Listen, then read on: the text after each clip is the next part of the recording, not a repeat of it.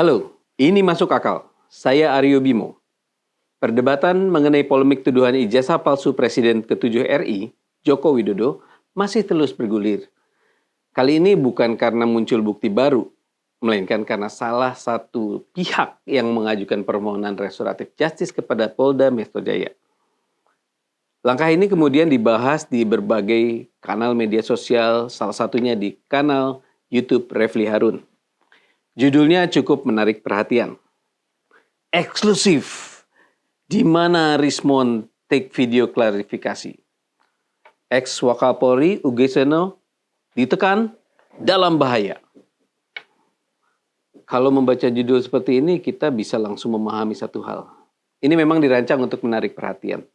Dalam dunia digital, clickbait itu hampir menjadi bahasa sehari-hari. Tidak ada yang salah dengan itu. Clickbait itu bisa dibilang halal dalam dunia media sosial.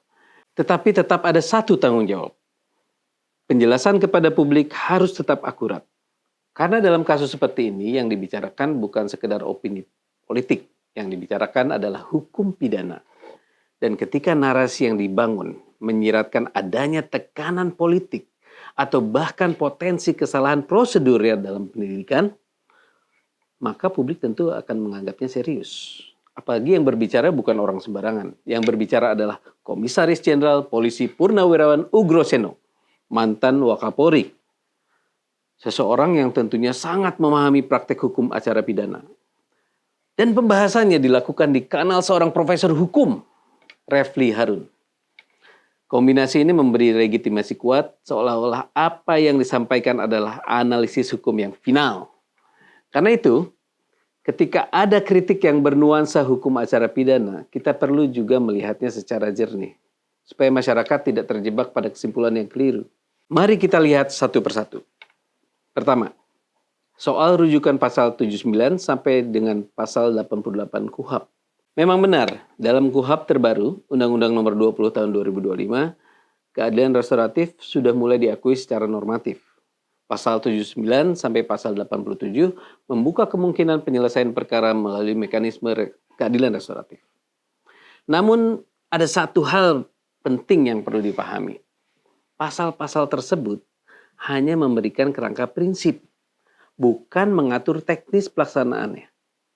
Bahkan undang-undang ini secara eksplisit menyebutkan bahwa pengaturan lebih lanjut mengenai mekanisme keadilan restoratif akan diatur melalui peraturan pemerintah. Artinya, undang-undang ini belum mengatur secara rinci bagaimana proses itu dilakukan, termasuk tidak mengatur hal-hal seperti: satu, di mana pertemuan perdamaian harus dilakukan, bagaimana format pemaafan yang dilakukan, siapa yang harus hadir, atau apakah proses tersebut harus berlangsung di pengadilan, di kantor penyidik, atau di tempat lain.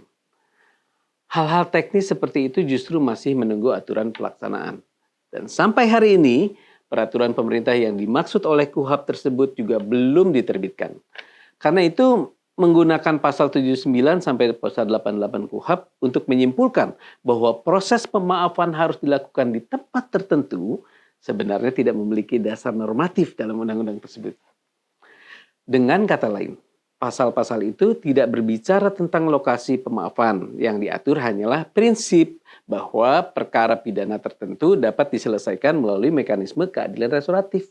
Sementara dalam praktek saat ini, sebelum peraturan pemerintah itu terbit, mekanisme restoratif justice masih berjalan melalui regulasi sektoral. Misalnya, Peraturan Kepolisian Nomor 8 Tahun 2021 pada tahap penyidikan. Peraturan Jaksa Agung Nomor 15 Tahun 2020 pada tahap penuntutan. Dan Peraturan Mahkamah Agung Nomor 1 Tahun 2024 pada tahap persidangan. Artinya, praktik restoratif justice di Indonesia hari ini memang berjalan melalui kebijakan institusional dari masing-masing lembaga penegak hukum. Bukan melalui satu prosedur tunggal yang diatur secara detail dalam KUHP.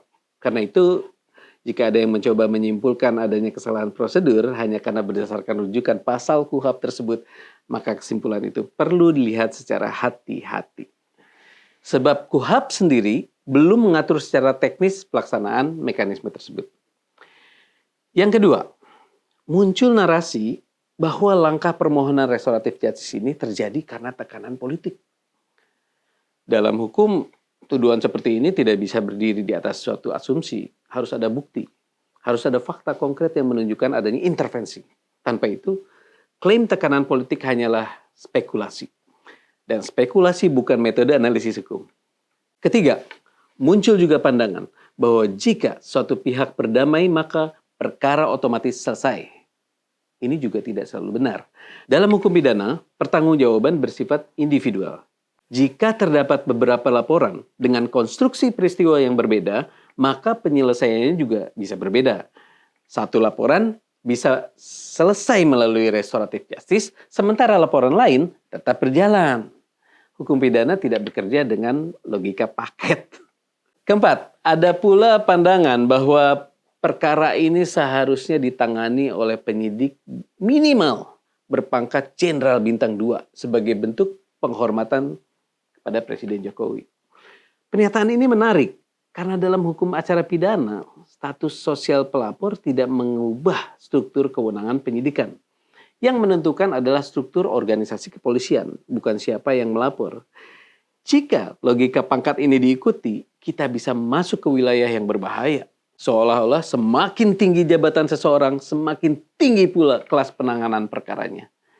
Padahal prinsip hukum pidana justru sebaliknya. Semua warga negara memiliki kedudukan yang sama di muka hukum. Saya pribadi sebenarnya lebih senang jika perdebatan mengenai hukum acara pidana dilakukan di forum yang tepat. Ruang kuliah, di seminar hukum, atau di ruang sidang pengadilan. Bukan di podcast. Karena diskursus hukum membutuhkan ketelitian. Satu pasal yang dikutip keliru saja bisa mengubah pemahaman publik. Dan ketika analisis hukum disampaikan melalui ruang publik dengan framing yang dramatis, misalnya dengan narasi tekanan atau bahaya, maka yang terbentuk di ruang publik bukan lagi diskursus hukum, melainkan opini publik. Apalagi jika yang disampaikan adalah figur dengan otoritas institusional yang kuat. Publik tentunya akan menganggap ini sebagai kebenaran hukum. Padahal belum tentu demikian. Otoritas tidak otomatis membuat sebuah pendapat menjadi benar. Dalam hukum yang menentukan tetap satu, norma dan fakta. Karena itu, ketika kritik yang disampaikan cenderung tendensius dan mengarah pada asumsi adanya kesalahan prosedur, maka perlu diluruskan juga supaya masyarakat tidak terjebak pada kesimpulan yang keliru. Dan saya ingin menyampaikan satu hal dengan penuh hormat tentunya. Pak Ugro Seno adalah mantan perwira tinggi Polri yang memiliki rekam jejak panjang dalam institusi kepolisian. Pengalaman beliau tentu sangat berharga bagi pengembangan hukum di Indonesia. Justru karena itu, kontribusi tersebut sebaiknya tetap berada dalam koridor profesional dan akademik, bukan masuk ke wilayah politik opini yang berpotensi memperkeruh suasana. Karena pada akhirnya yang kita butuhkan bukanlah polemik, yang kita butuhkan adalah kepastian hukum. Dan kepastian hukum hanya bisa lahir dari analisis yang jernih, bukan dari asumsi. Saya Aryo Bimo, ini Masuk Akal.